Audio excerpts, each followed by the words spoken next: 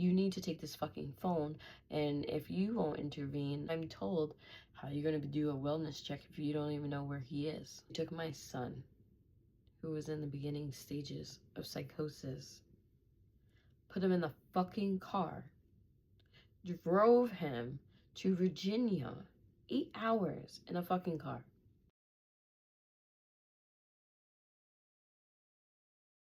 And welcome to Learn From Me Sis. I'm Christina Jade, and this is my space where I tell the truth about all things healing, motherhood, heartbreak, and rebuilding a life that I'm truly proud of. And if you ever felt like you're carrying the weight all alone, then this podcast is definitely for you. There are some moments in parenting that nobody prepares you for. Nobody prepares you for hearing words like suicide ideation connected to your child. Nobody prepares you for trying to navigate the mental health system while watching someone you love struggle. And nobody prepares you for the moment when your child turns 18 and suddenly the system treats them like they're an adult, even when they're very much still your child. Today I want to talk about what the last year of my life looked like, navigating my son's mental health journey. Before I begin, I want to place a disclaimer. In this episode, I will be discussing suicide ideation, homicidal ideation, but I will be speaking openly and honestly about a psychiatric crisis and what it looks like to advocate for someone you love. I will also reference communication that happened during this time, but I will not be sharing the actual messages for legal purposes. But they are here. I still have them. Receipts, receipts, receipts. Most importantly, I also already spoke to my son, and I do have his permission to share his diagnosis and his journey that he's been on. Mental health already comes with enough stigma, and sometimes the only way to reduce that stigma is to talk about it and talk about it honestly. So this story really starts when my son was 16. When he was 16, he was already going to counseling at Child Guidance in Jacksonville. And he started going to counseling because he ended up sharing that he was cutting himself. And I have to tell you, seeing those scars there aren't any words, honestly. I just saw the suffering. Every single line that he digged into himself, I just saw him suffering. And during that time that he was doing that, he was staying with his grandmother. That was the period that I called my son going through the sunken place.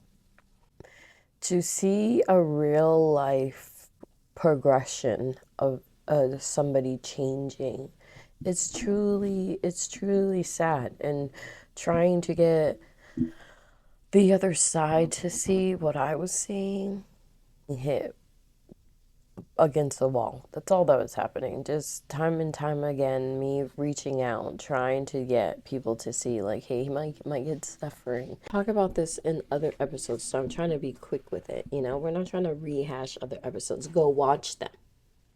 I ended up having to have my kid's father and his mother take my children because I didn't pass my exit exam when I was supposed to.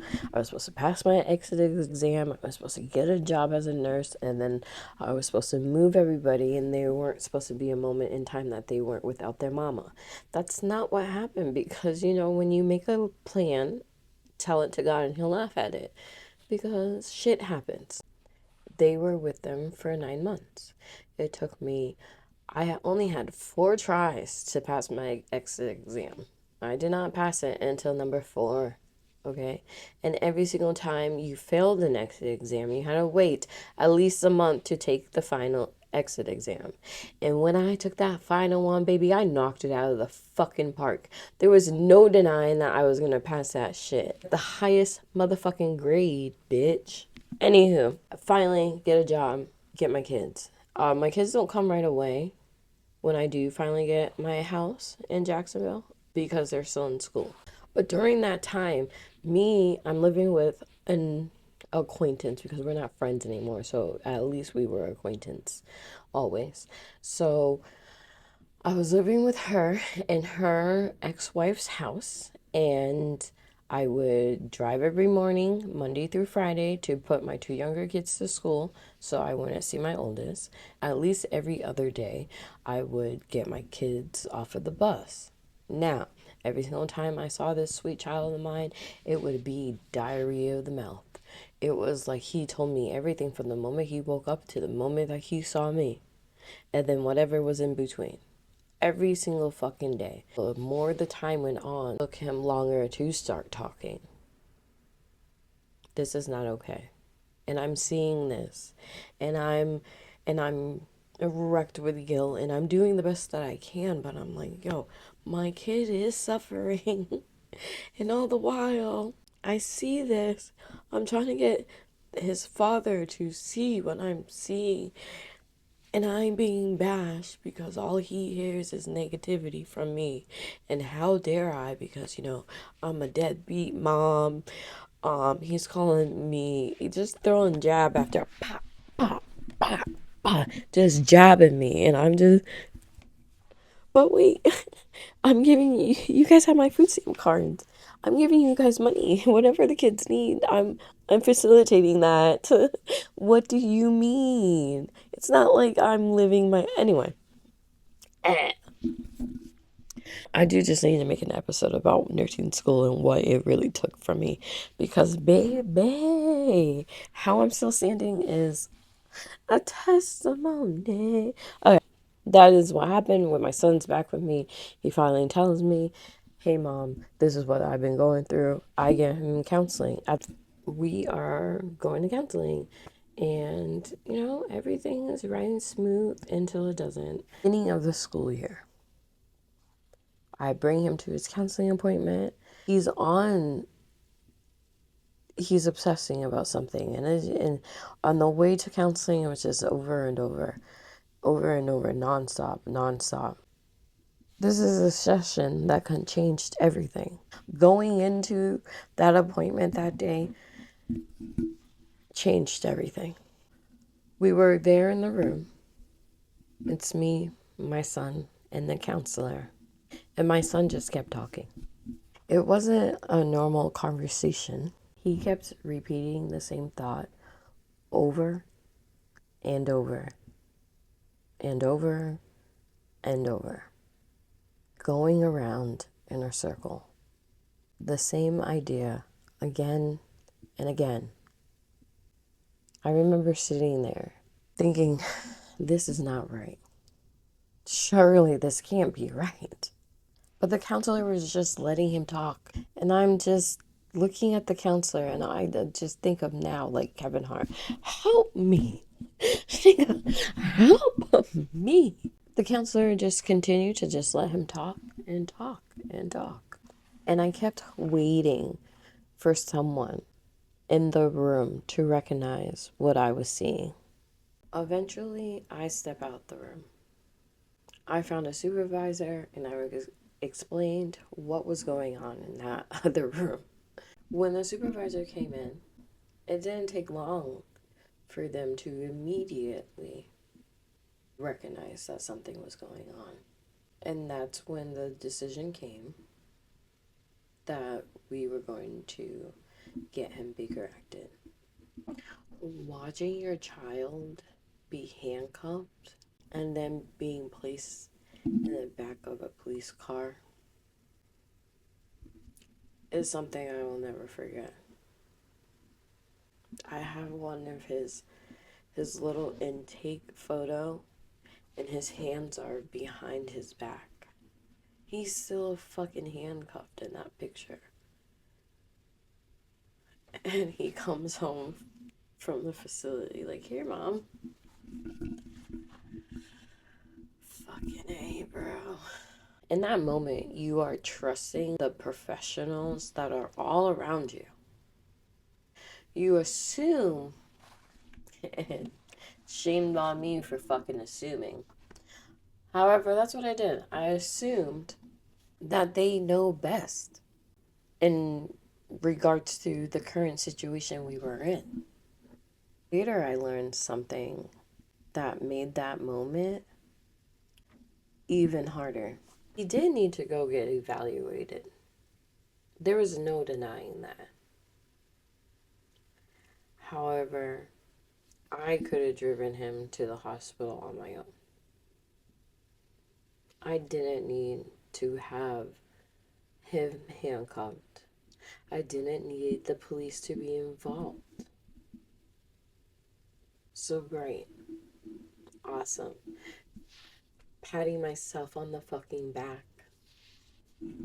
I just added an additional layer of trauma on my kid. As a parent, that realization will stay with you. It stays with you for a long time. I felt like I failed as a parent. And I know logically that doesn't make sense because I was still showing up, I was advocating for him. I understand that. But I still felt something was lacking on my end that made this all happen. He ended up staying at MHRC in Jacksonville for about a week. That was the first time that doctors mentioned the possibility of schizophrenia. However, since he was almost 17, that diagnosis couldn't happen at that time. So the official diagnosis on the discharge papers, psychosis, which meant we left the hospital with treatment recommendations. Another major challenge was the medication. Oh, God. In the beginning, the medication compliance was very hard for my son to get his head around. He was struggling with the idea he might need medications long term. And I mean, shit, that's a very hard thing for any young person to have to come to terms with, especially when you're still young and you're trying to understand how your mind works in the first place. I genuinely understood where he was coming from. And then the boy turned 18. My kid turned 18. And while we started this journey, the only thing I was worried about was the medication compliance, because now you're 18. How am I supposed to force these meds on you? When he turned 18, everything changed legally. He was considered an adult. And one of those decisions he ended up making was no longer feeling the need to take his medication. I will say that the psychiatrist at the time that he was seeing kind of did paint a perception that maybe it wasn't schizophrenia that he was dealing with. Maybe it was the trauma on top of the ADHD, on top of just, being in a very depressive state. So the way that she made it seem, I could understand why he wouldn't want to take his medications anymore. And at that time, I forgot about the Seroquel. He was on Seroquel, Abilify, and then Trazodone for sleep. She was like, go ahead, you can get off the Seroquel. And then he decided to get off the Abilify. I'm like, oh, okay. And then, from his perception, it was his choice, and it rightfully was. But it also meant the safety net around his treatment became much smaller. His last medication was in May, around the time he graduated. If I'm glad that he lasted as long as he did, because I don't know if he would have experienced as much of his senior year as he did. And I actually think it was before graduation was over, because I started to see like just the slight withdrawnness that he developed. That's one thing about my kid. He is very unique when it comes to interaction with other people. I don't necessarily want to say he's standoffish. It's just more, he has to be in a mood to be around people, you know? So, around July, another major transition happened. Just, Jesus, stability. My kid needs stability. Around July, I moved. He didn't want to move with me. He wanted to stay at his grandmother's. And that was his right. That was his choice. She said yes. And that's what ended up happening. For me personally, I hated that idea. I hated that idea because he disclosed something to me. And with that disclosure, it happened in that environment. That environment to me will forever be unsafe in my eyes. So, with that simple fact, I just didn't agree. I didn't agree. But you know, this is your path, this is your life. So I ended up moving across country. And just because I moved cross country doesn't mean I wasn't checking in on my son. Granted, I started to see the warning signs very clearly. They were subtle at first, and honestly, like, we have both talked about this. To probably still be on his medication at the time of me asking, would you want to move? Chances are he would have moved with me, because there was one moment I remember at my house, and he was about to leave, and I've never thought like, oh shit, I'm scared of my kid. But in that moment, I could see us like getting a little bit aggressive. And it was more about him just not standing down. And I'm not like expecting my child to be like, oh, no, no, madam. Not anything crazy like that. It was just more like, yo, do you know who the fuck I am in that moment? Let me go walk away before like I choke your ass. That's how I genuinely felt. So, you know, I do think it would have went different if he continued on his medication. But everything happens for a reason. Everything truly, genuinely does. So now we're navigating his mental health from across the states. And then in rolls November. It was probably 2 weeks.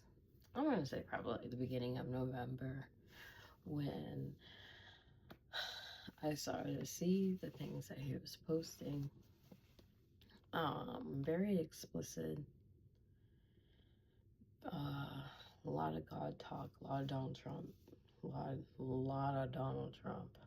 Ugh, I hate that man even more. I did actually get him to talk to me on the phone, because he would not talk to me on the phone. That's another way that I could tell, like, how he was doing, like, whether or not he would talk to me on the phone. And when he did talk to me on the phone, it was like very flat, very blunted. It was just not how he normally talked to me. And then, around that time, I reached out. I reached out to his father, like, hey, we gotta get this fucking phone away from our kid. He can't have this phone anymore. Like, it's not okay. And, I'm being met with, like, nothing. No, like, urgency, no understanding, no consideration, nothing. So, now we're around Thanksgiving, and I'm working. I'm working a lot at this point because I'm getting ready for Christmas. And I am 3 hours to 2 hours behind Florida. Okay, and I'm working night shift from 7 p.m. to 7 a.m. I'm seeing my son post if not every minute. It was every 30, every hour, just nonstop. So when are you sleeping? When are you sleeping? You're not sleeping. You need to sleep. That alone, not sleeping, causes mania for anybody. I got off of work. I was supposed to finish this episode yesterday. I didn't. I am going to start getting delirious. I'm not going to make sense. I'm going to think one thing in my head and something else is going to come out of my mouth. That's just how it goes. So I'm a big advocate for sleeping for all of my children across the board. And he needed to especially sleep because this has been going on for days on end. And then again, it's getting to a point that, okay, I'm getting messages from people that some of his posts has been about, we gotta stop this. So then I reach out again to his father. I'm threatening to do a wellness check. His response, it's the ego talking when he talks to me. It's not common sense, it's not care, it's not empathy, it's not even like trying to understand. No, it's 100% ego. How dare I? And whatever. Let's get to the subject at hand. You need to take this fucking phone, and if you won't intervene, then I'm going to do a wellness check. And then I'm told, how are you going to do a wellness check if you don't even know where he is? They took my son, who was in the beginning stages of psychosis, put him in the fucking car, drove him to Virginia, 8 hours in a fucking car. Drove him to Virginia, not answering his questions, not making sure he had the things that he need. And I'm sorry that it takes a little bit of extra fucking time to explain things, but that's what he needs to be okay with the whatever situation is about to come. I've known this. Obviously, I'm mom, right? Obviously. But these people should know this too, because that's dad and that's grandma. That's not how it went. So by the time he got to Virginia, I would say that it was psychosis, full-blown psychosis. And then at that particular time, then that is when his father wants to try to act like, oh my God, please help me. Whatever.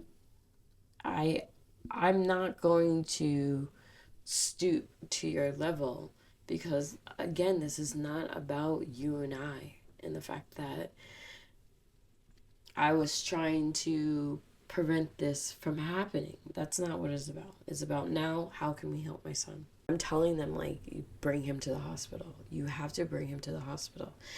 I don't know how else to tell you people. And I have to pause here because I hate.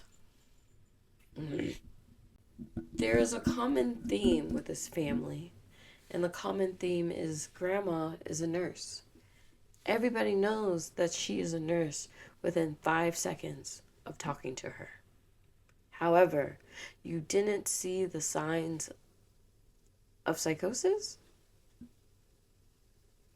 You didn't see the fact that this was not typical behavior from my son? You're asking somebody who is miles away, who already told you what needed to happen, what to do, and don't want to listen to the person that you're asking an opinion from. It was that always trying to advocate for my son and deal with two people who just couldn't get it. I'm sure there is a better way to articulate my experience with those two people. They made it so it was so much more difficult emotionally, mentally, to help my fucking son. because you have them yakking and yakking with their fucking 2 cents that honestly has nothing to do with what is going on with my kid. Please don't tell me that you didn't know anything when we've asked you for money so he can get these appointments, so he can get this medication. We've communicated what the fuck has gone on. So he ended up going to the hospital, being under a 5150. In Virginia, a 5150 is just an involuntary hold. And in Virginia, they had 72 hours from time of him being there to getting him to a facility and being evaluated.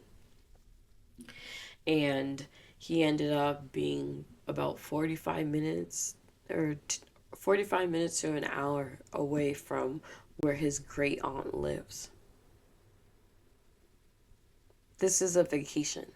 They were here on vacation, and now my son is being left in Virginia, where at this point he is full blown in psychosis, not taking his medication, not fucking signing consent to allow me to gain information because he's 18. The joys of him being 18 and not being able to hear what the fuck is going on. And I would still call. I would call once a day to see if he was taking his medication and if he would sign consent. I know those nurses was getting sick of me. And then like it would just be the same thing for the first 4 days. Oh no, I'm sorry. He's not taking his medication yet. He hasn't signed the consent. You can call back tomorrow. And that's all I could do until he eventually took the medicine. The medicine finally, like, equalized the chemical imbalance. And then he allowed me to have consent and we were able to talk. That first time, I could still hear the mania in his voice and the way that he was talking. But at least he was talking to me. So I'll take it however it came. Ended up staying there for 2 weeks. Got him back on medication. I had to give his dad money to be able to go drive to Virginia to get my son back to Florida. And at that time, like, what we meaning his father and I, that time while he was in Virginia, I thought that was going to be a new leaf. Oh, fuck. I don't want to cry about that. I thought that I thought that this was going to be a new leaf. Like, there are certain things that I have to be hopeful in because can't I just can't grasp the fact that like people are truly the way that they are. Like, I hope that eventually, my kid's father gets his head out his ass and is able to see like what he's been missing out on and works hard to like regain that. And that's something that will, if he shows it, I'm gonna support that. I'm gonna try to like be there like in an arm's distance away. I will never go down that path again. I just mean like support you and not treat you like a piece of shit. And that's exactly what I was doing because like he was telling me these things that it just made him want to be better and be there for him. And he was doing what he needed to do in the moment because it's easy to do what you need to do when you're away from a toxic environment, meaning when you don't know anybody, you don't have access, you can't really like drink like you normally do. You probably can't do the drugs like you normally do because you know you're like with your family like you normally are when you're with people that are actually like probably watching you. And that's honestly what it was because he got back to Florida and was not there for my kid, which is just like slap across the face because you make my life so much harder when the I kept hearing you're trying to control, you're trying to control, you're trying to control. Playboy, I'm trying to help my kid. That's all I fucking care about. That's all that matters is me getting my kid out of Virginia and at least back in fucking Florida. He does not live there. He does not live there. He needs to get back to Florida. So now he's out of Virginia on the way back to Florida. All right. And we're communicating. And it doesn't take that long that the way that first the grandiosity emerges and then the God complex. The God complex emerges. And then there was some more talk about Donald Trump and then the posting on Instagram. It was rinse and repeat, rinse and repeat. What his father and I agreed on while he was in Virginia was as soon as he got back to Florida, we needed to bring him to the hospital because he wasn't, yeah, he was cleared up. Here's the fun thing about facilities in acute situations, meaning active right now. He was showing signs of psychosis. He was not oriented to reality. They fixed that by giving him medication and sent him on his way. It did not bring him back to his baseline genuinely because that's not their job. Their job is to fix what is acutely happening and send them on their way. That is what they did. So, what we agreed on was we are going to bring him to the hospital because we need to figure out a way to get him into a treatment facility. Didn't happen that way. Instead, after leaving this program, after leaving this hospital, he went to work. It was literally the next day. My son has a great work ethics. I love that. I love that he's a hard worker. He wants to make money. I respect that grind. But baby boy, you just got out of the fucking hospital and your brain still needs time to recover. Why are we allowing? And then again, he's 18. What do you mean, why are we allowing? Why are we allowing? That's when you call his boss and be like, listen, I can't come into work today. And I don't know when he's going to come back. But nobody likes to listen to me. Actually, scratch that. People do like to listen to me. That family does not like to listen to me. So here we are, where we should be trying to stabilize and recover. He's out there in a stressful environment. And yes, this is his job. He's worked at this car wash place for a while now. You want to know why it's a stressful environment? Because he just got out of the hospital. That is why. That is why. He's 18 years old. I'm not saying my son has not handled a lot of fucked up things in his life that he shouldn't have, because he genuinely has. I am also saying that he didn't need to go into work. He needed to have time. He needed to give his brain the opportunity to fucking heal. But instead, he went to work and ended up getting in an altercation with his boss.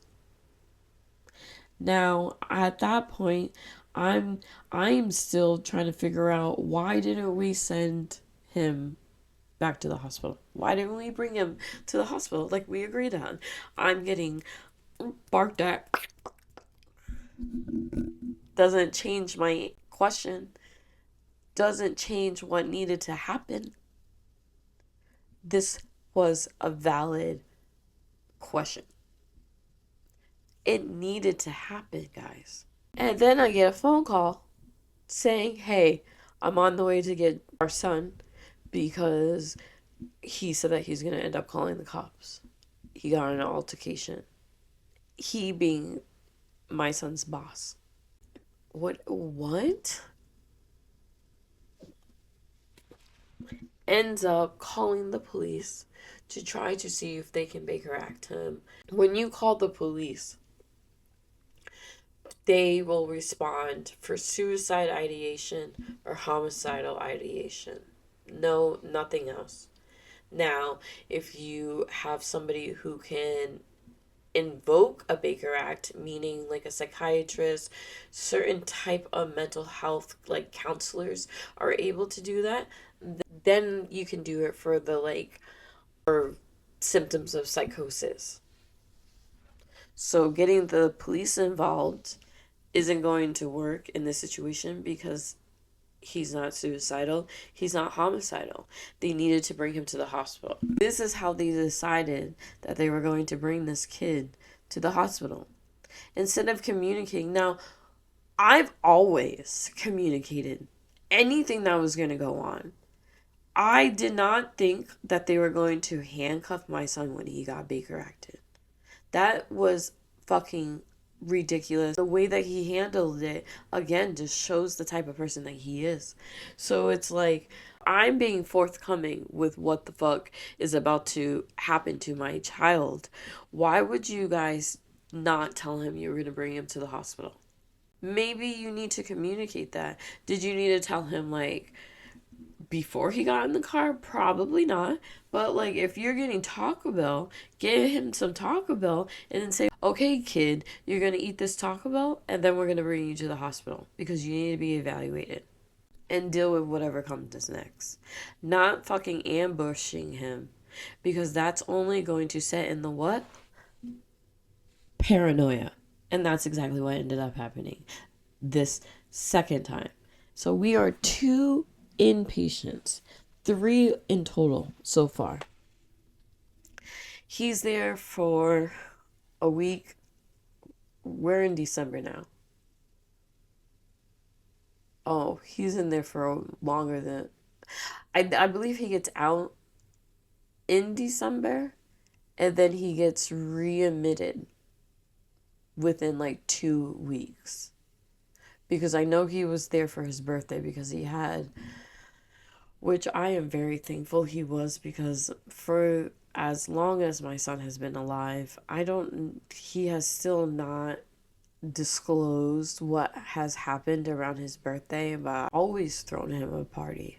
It was only until he got like older that he stopped wanting parties. Like literally, like even when we lived in Florida, I threw him a party when he was in elementary and middle school. But it sucks because his birthday's in December. It's 4 days after Christmas. So like a lot of families are on vacation, so it always sucks. But I would always try.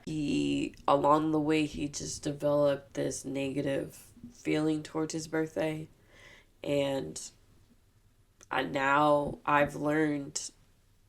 I feel like I've gotten better with just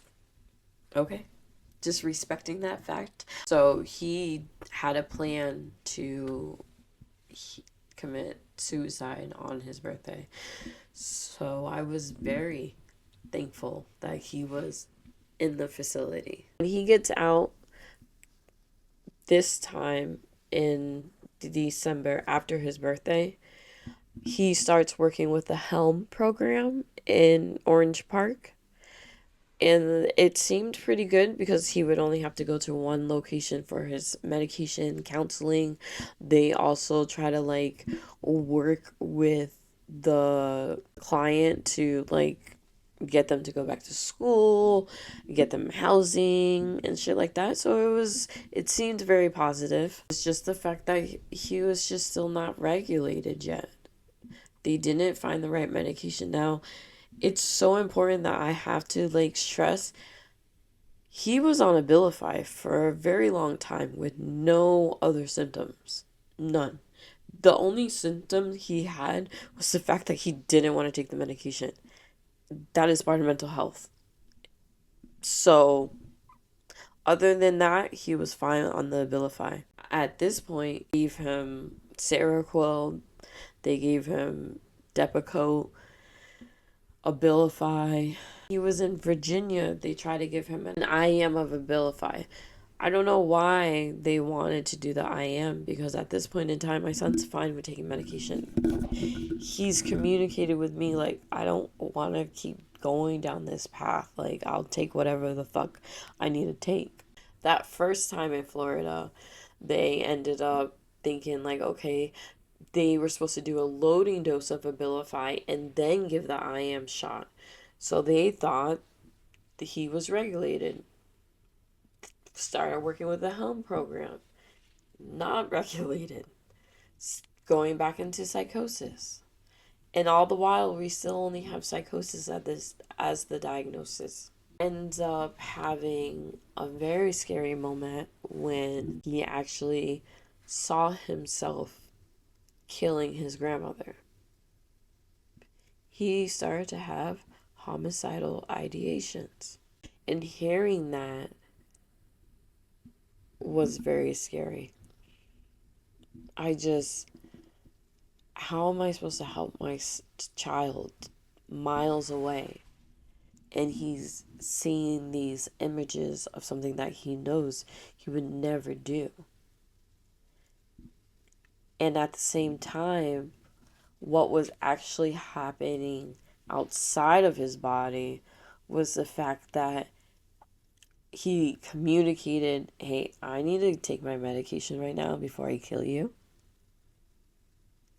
Also, he was trying to go to the fucking bathroom and he was being barricaded. So it's like, is that the most logical way to go? Like, oh, I can't go to the bathroom, so I'm gonna kill this person? No. But that is still an image that he had in his brain. But to me, in knowing my child, it's very much still my child. Like, it's still my child. So after that happened, he ended up getting Baker acted again. And at that point, we're now in January. He stays there for a little bit and then he goes to a facility in Tampa. Along the time of him leaving the last hospital stay to going to Tampa, that is when he finally got the answer he's been asking. The very first time he was Baker acted, he asked the psychiatrist, like, so what's up? Like, what do I have? He's done the research. He's always wanted to know the answer because that's how you know yourself better. My boy is amazing. He just wows me all the time. The way that he has handled the cards he's been dealt, I'm just in awe, literally. The answer we've been waiting for is finally here. He is diagnosed with ADHD, schizophrenia, and major depressive disorder. He was in Tampa from January to February 13th, and his grandmother already had his exit strategy in place. I need to quickly explain something. During one of the stays, or before he went into the hospital, I was notified by his grandmother that I needed to get him. That her age, she shouldn't be dealing with it. She's 66 years old. She can't be dealing with this. And I needed to get him. I, at that moment in time, expressed, like, hey, listen, I'm in a 2-bedroom apartment with my 3 kids. So I'm sorry. I can't do that right now. This is what you decided. And I'm sorry that you have selective memory and you do not remember what was going on with my son. So, sorry, but not sorry. And I said, what I can do is you give me some time. I'll work a whole bunch of extra hours and I will facilitate breaking my fucking lease, finding a fucking house, and getting my son. But that will not be right now because I will not risk my house and the fact that my son is 18 and I have to add him to the lease. I need time. Maybe you should talk to that person that you raise and have him be more responsible. So at that point, that was good. Decided March, and it was January. Technically, in January, it was more December. In December, I could facilitate that. I could work extra for a couple of weeks and have enough to break my lease and my first and last for a house. So then, with the last hospital stay and him going to this month-long facility, I was bombarded by her impatience and care. And she decided that she was going to get him a plane ticket on February 24th. My son has been with me ever since. My son, after all of that shit talking from those people, is here with me. He's been here for a week now, and we're transitioning. He's eager to start work. He is already trying to find his psychiatrist. He is gaining his stability. And all we can do is take it day by day. What are the lessons here? Lesson 1 is definitely if you're a parent and you feel something is off with your child, trust that instinct. Even if you're sitting in a room full with professionals, even if no one sees it, you know your child in a way no system ever will. Lesson 2 is system is not designed to be simple. It's that navigating the mental health system is not simple, fragmented. It's reactive instead of preventative. And even when you're medically trained, it can feel overwhelming. So if you feel confused or exhausted trying to get help for your child, that doesn't mean we're incompetent. It means the system is complicated. The third lesson is that untreated mental illness doesn't just disappear. Stopping medication without proper support can have real consequences, and recognizing early warning signs matter. This experience has taught me something I didn't expect. Advocating for your child during a mental health crisis will test you in ways you never imagined. It will exhaust you, it will break your heart, and it will also show you how strong you actually are. My son is not his diagnosis. He is not his worst moments. He is a human being who deserves compassion and stability. And most importantly, a future. This episode isn't about exposing him. It's about what advocating for someone you love looks like. If you're a parent walking through something similar, You're not crazy. You're not weak. And you are not alone. Stay strong. Thank you for spending time with me. If this episode helped you feel seen, make sure you subscribe and share it with somebody who needs it. And remember, you're not behind, you're becoming. Talk to you in the next episode.